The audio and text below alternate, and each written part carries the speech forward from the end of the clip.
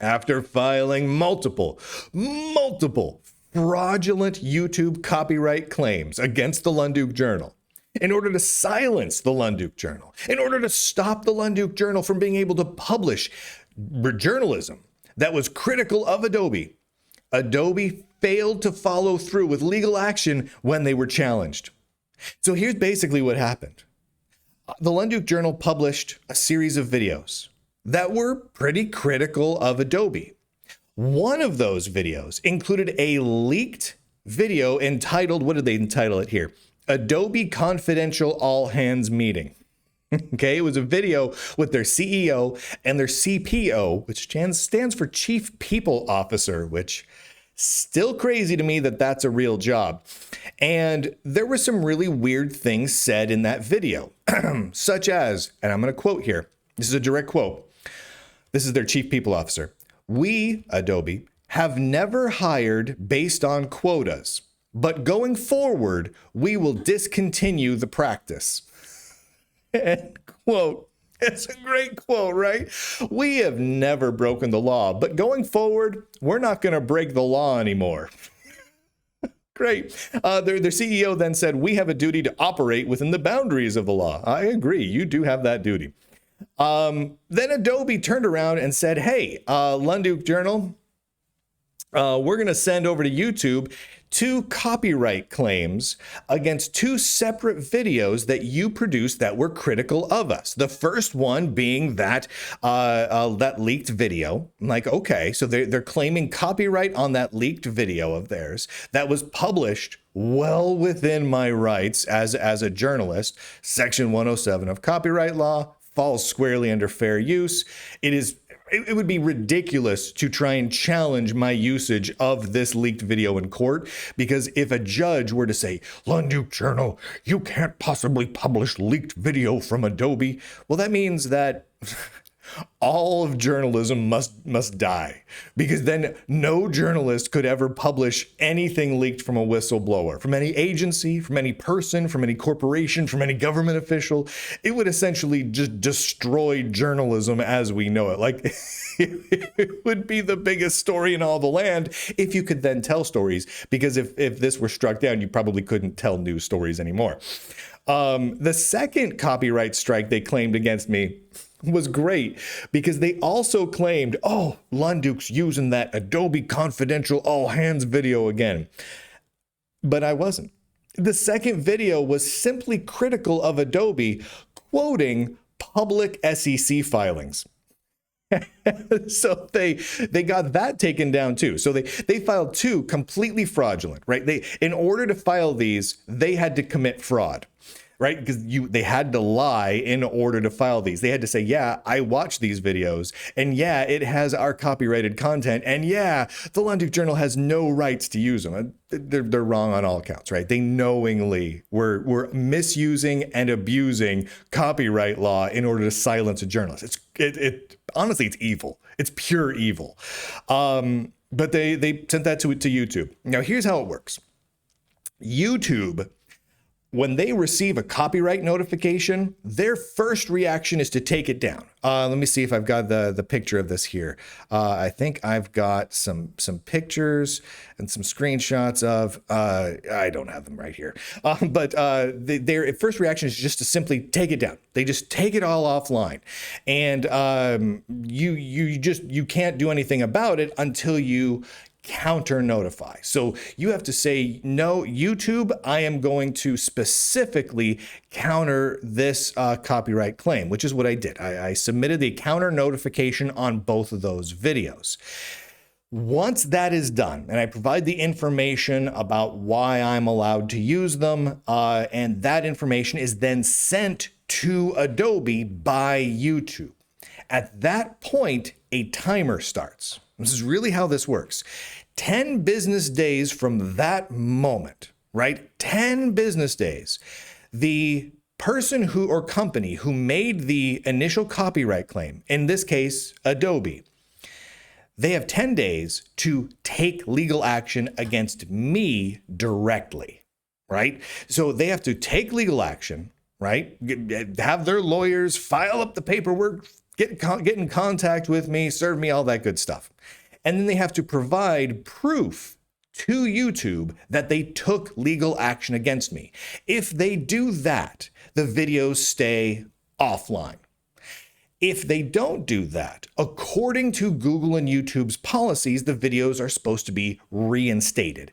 That 10 business day mark is right now. As I'm recording this video, it is this moment. It ellipsed minutes before I began recording this. So officially, I'm assuming once the YouTube people, maybe tomorrow, hopefully soon, can go ahead and see that Adobe did not respond, they will then make the videos available again.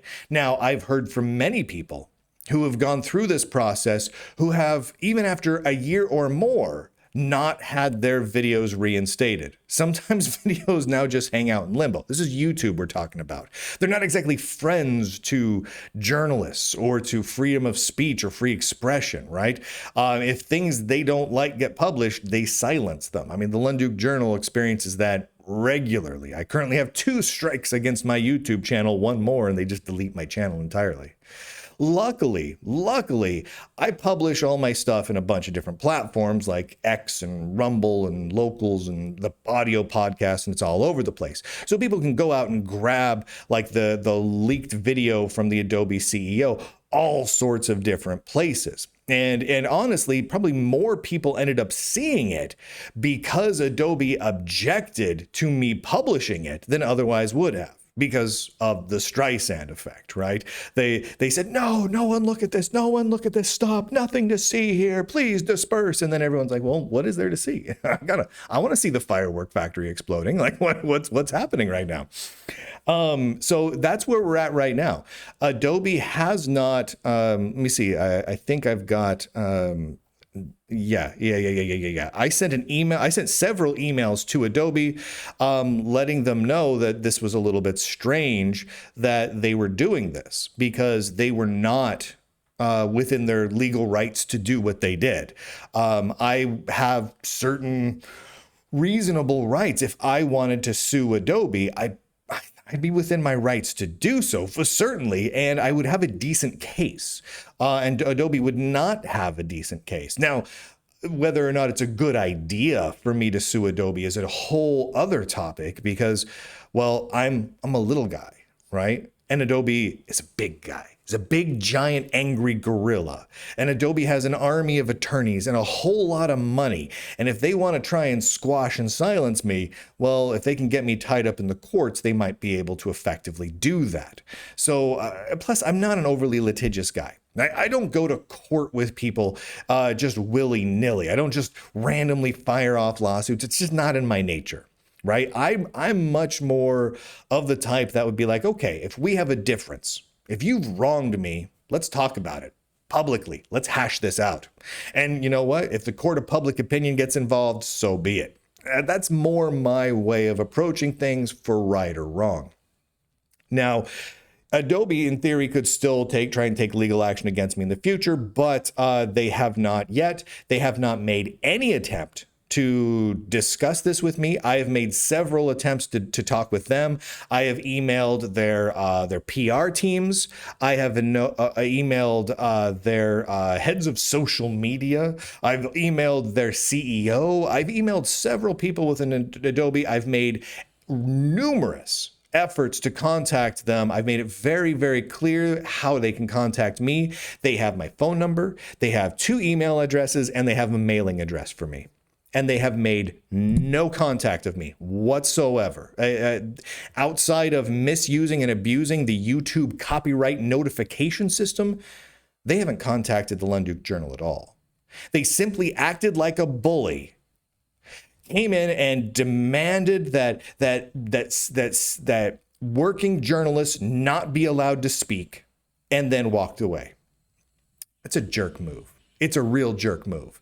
But that's what Adobe decided to do. If anything should happen with this, I will be sure to let folks know.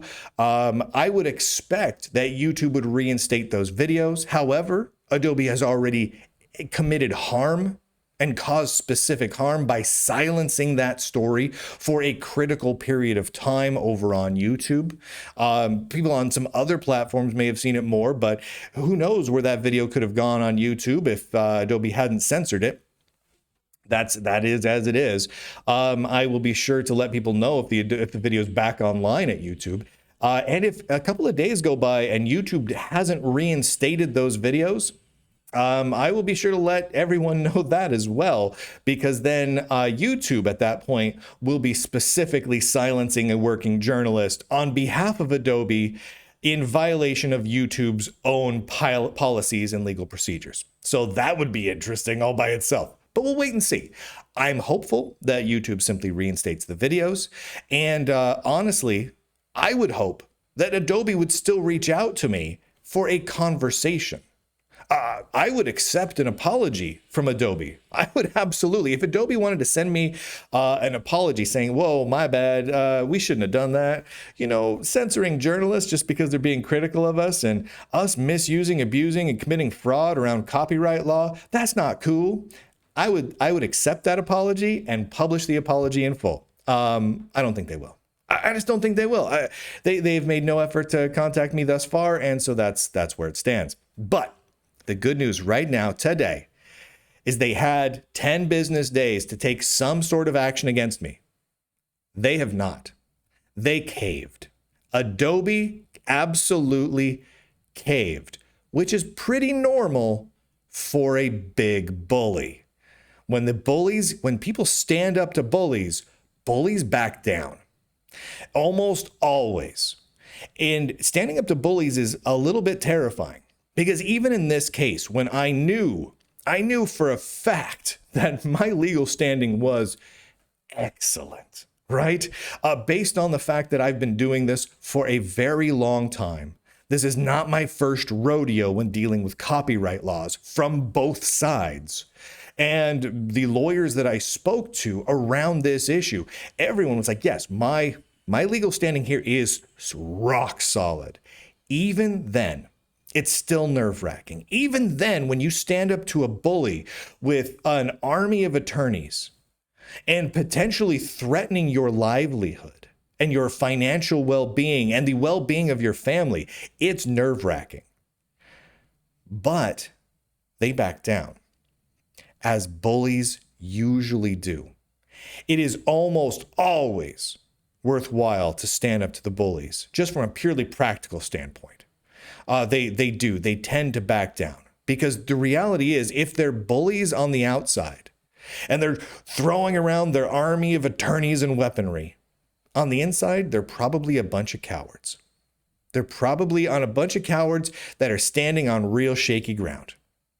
So to everyone else who is looking at this and experiencing similar things, where big tech companies are flexing their muscles in order to silence your rights as a journalist, as a citizen journalist, as just a person who is talking about or covering things, and they're misusing the copyright laws of the United States in order to try and silence you or bully you into oblivion, it's possible to stand up to them. It's possible. So thank you to the Lunduke Journal subscribers for making it so I could do this sort of thing. Because realistically, if the Lunduke Journal was funded by ad revenue from big tech corporations, Adobe could have flexed its muscles and gone to all of its partners that it works with and made those dollars disappear in a heartbeat. In a heartbeat. They could have effectively canceled me quite easily. But because the Lunduke Journal exists entirely thanks to subscriptions from you, little tiny subscriptions, big subscriptions, medium subscriptions, all sorts of sizes, I can just say, I don't care what you think, big tech. I'm going to keep telling the truth. I'm going to keep reporting on what you do. When whistleblowers contact me and I can verify and vet the leaked material that they're providing about the shady, weird practices that you do, about the illegal practices that you do, I'm going to publish those things. I'm going to publish them and I'm going to talk about them. And I'm going to go to bed at night and I'm going to sleep real good, knowing that I did something that made the world a little bit better and held people accountable for their actions. I did the right thing. And when I talk to my kids about what I do for a job, well, what do you do, Daddy? Well, you see that giant tech company? I stand up to them, I look them square in the eye, and I tell them to back down. And they do. So thank you. Thank you to all the Lunduke Journal subscribers for making that possible, because I couldn't do it without you. And with that, ladies and gentlemen, boys and girls, nerds and nerdettes across the inner tubes, I do declare, end broadcast. Oh, I got to click the link. Where's the thing? There's the button. I clicked the button now, and now, for real this time, end broadcast.